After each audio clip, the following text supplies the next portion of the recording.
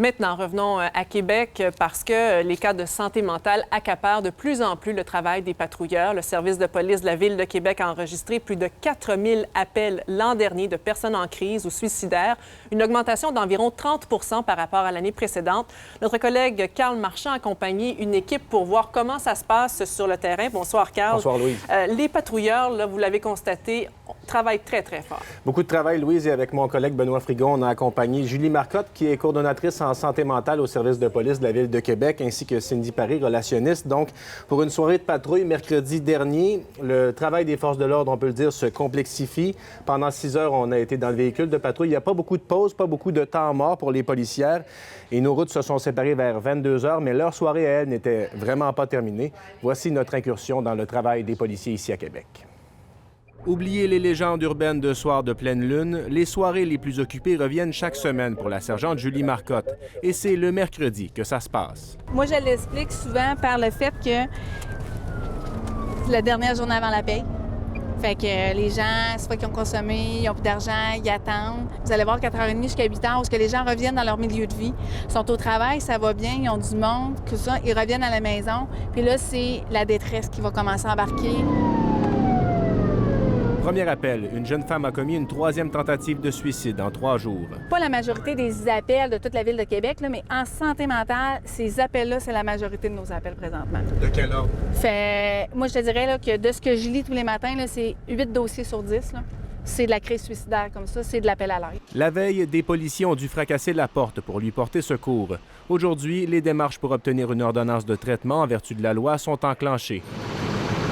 Deuxième appel, deuxième crise suicidaire.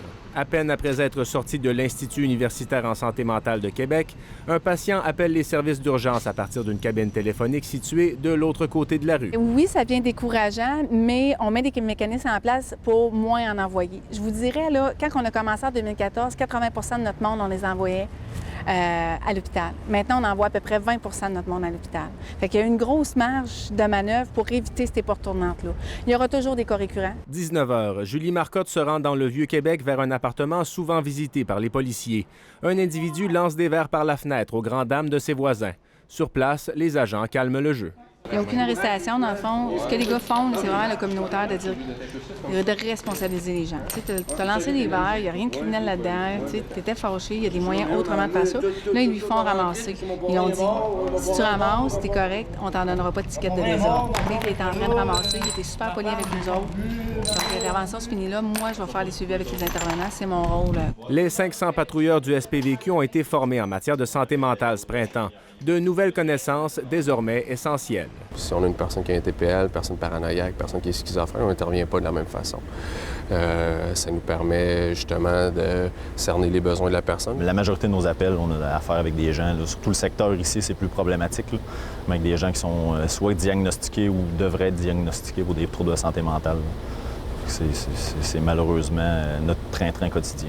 On a l'impression d'être un peu le filet social, là, toute la responsabilité de tous et chacun, bien, ça finit que ça devient dans la cour de la police. Au total, la journée mouvementée de mercredi se terminera avec une vingtaine d'appels en matière de santé mentale, mais pas d'arrestation.